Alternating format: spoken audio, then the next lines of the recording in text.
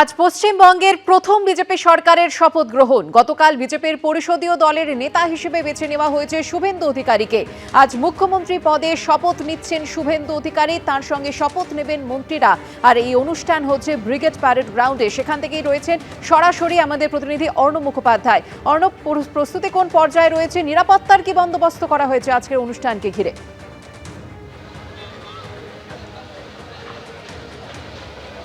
দেখো, আজকে হচ্ছে এই শপথ গ্রহণ অনুষ্ঠান এবং সেই শপথ গ্রহণ অনুষ্ঠান ঘিরে কিন্তু সাজসজ্জা রব। তোমাকে সরাসরি দেখিয়ে দেবো যে এখানে দেখো এই ব্রিগেড প্যারেড গ্রাউন্ড, সেখানে যেরকমভাবে আজকে তো একটা ঝড় বৃষ্টির একটু সম্ভাবনা রয়েছে, সেই জায়গা থেকে কিন্তু পুরো একটা টেন্ট করা হয়েছে এবং সেই টেন্ট করেই এই শপথ গ্রহণ অনুষ্ঠান হবে।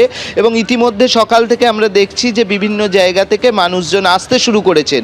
তার কারণ হচ্ছে বিজেপির অন্যান্য স্টেটের ক্ষেত্রেও যেটা দেখা যায় যে যখনই শপথ গ্রহণ অনুষ্ঠান হয়েছে তখন সেই শপথ গ্রহণ অনুষ্ঠান কোনো রাজভবন বা লোকভবন এই ধরনের জায়গায় না করে সেটা হচ্ছে ওপেন প্ল্যাটফর্মে করার একটা রীতি রয়েছে।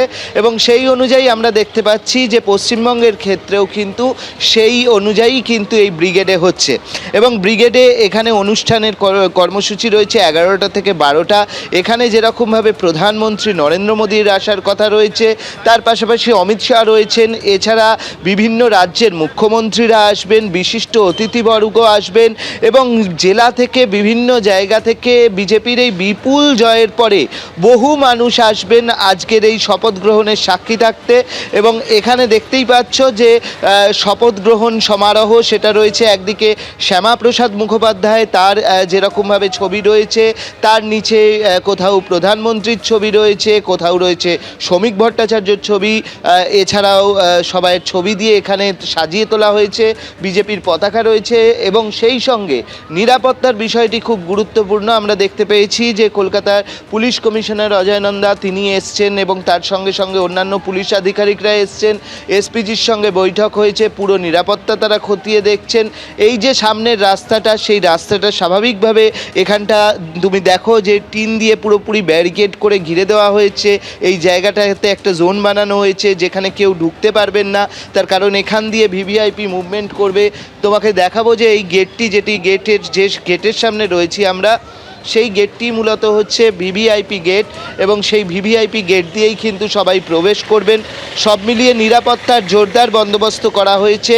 এবং তার পাশাপাশি নিরাপত্তার পাশাপাশি এখানে আমরা যেরকমভাবে দেখছি যে সাজিয়ে তোলা হয়েছে সমস্ত জায়গাটা এবং মানুষজন আসতে শুরু করছেন। যারা কর্মী সমর্থকরা রয়েছেন তারা সকাল থেকে তারা ভিড় জমাচ্ছেন এই ব্রিগেড প্যারেড গ্রাউন্ডে।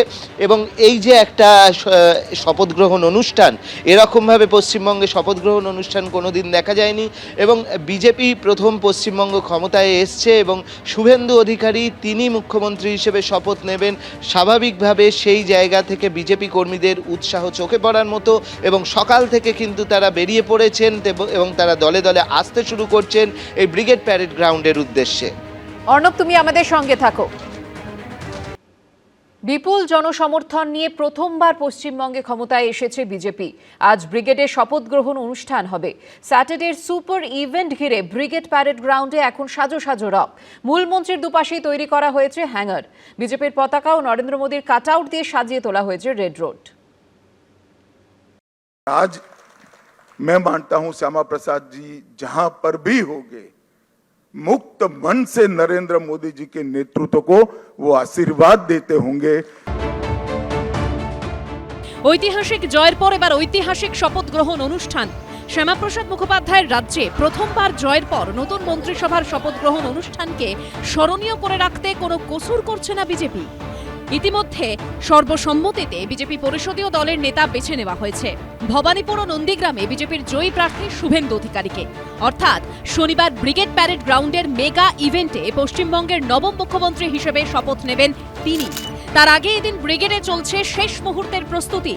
রাত পোহালেই কিন্তু এই শপথ গ্রহণ অনুষ্ঠান এবং এই ব্রিগেড প্যারেড গ্রাউন্ডে আমরা রয়েছি। গতকাল রাত্রির পর্যন্ত এখানে যে নিরাপত্তা ছিল সেই নিরাপত্তার বহর কয়েক গুণ বাড়ানো হয়েছে। আজকে সকাল থেকে এসপিজি যারা মূলত প্রধানমন্ত্রীর নিরাপত্তার দায়িত্বে থাকেন তারা মাঠের ভেতর মূল মঞ্চ এবং তার আশপাশকে কেন্দ্র করে যেখানে ভিআইপি বা ভিভিআইপিরা অবস্থান করবেন বা কালকে শপথ গ্রহণ করবেন সেই জায়গার দায়িত্ব তারা নিয়ে নিয়েছে। বৃহস্পতিবার বৃষ্টির কারণে ব্রিগেডে বেশ কিছু জায়গায় কাদা জমে যায়। এদিন সকাল থেকেই সেই কাদা মাটি সরিয়ে সেখানে বালি ফেলার কাজ শুরু হয়। তারপর সেখানে তৈরি করা হচ্ছে অস্থায়ী রাস্তা। সূত্রের খবর, ভিভিআইপিতে ঢোকা ও বেরোনোর জন্য নির্দিষ্ট রাস্তা তৈরি করা হয়েছে। এছাড়াও সাধারণের প্রবেশের ক্ষেত্রে একাধিক রাস্তা রয়েছে।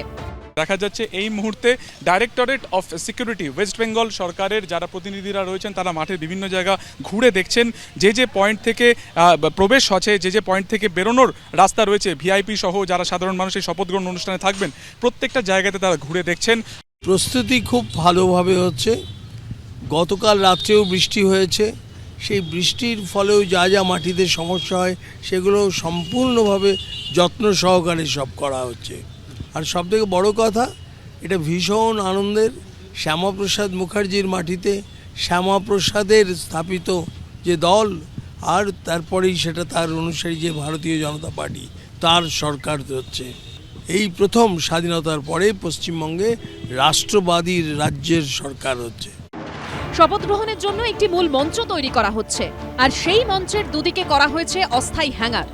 বিজেপি সরকারের শপথ গ্রহণ অনুষ্ঠানে উপস্থিত থাকবেন বলে ভোটের প্রচার পর্বেই বলেছিলেন নরেন্দ্র মোদী।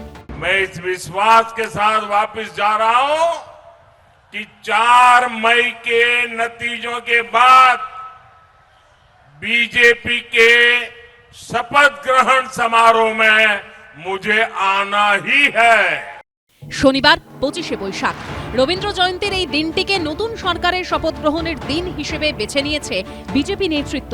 সেই অনুষ্ঠানে উপস্থিত থাকবেন প্রধানমন্ত্রী নরেন্দ্র মোদী।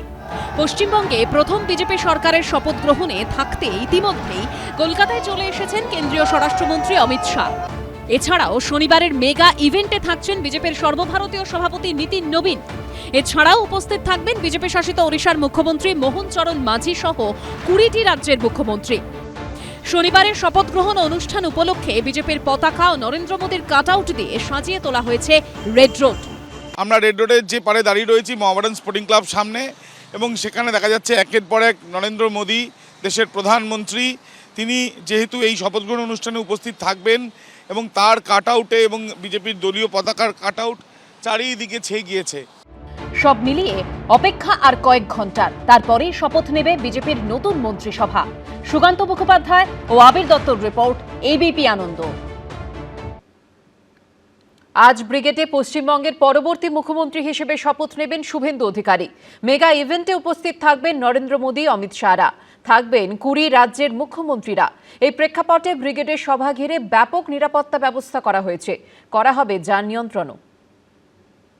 আমাদের আসল একটাই মন্ত্র, স্বামীজির মন্ত্র, চোরৈবতী চোরৈবতী চোরৈবতী।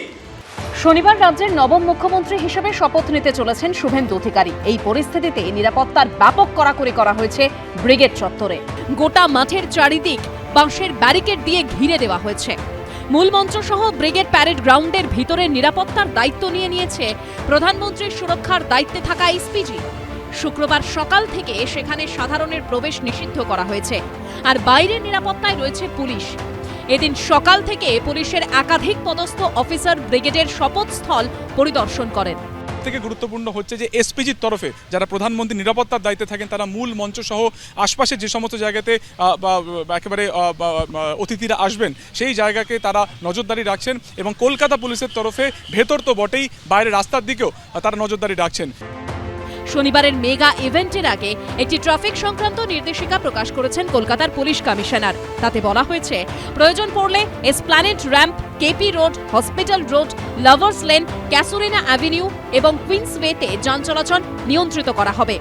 পুলিশ জানিয়ে দিয়েছে, শনিবার যত্রতত্র পার্কিং করা যাবে না।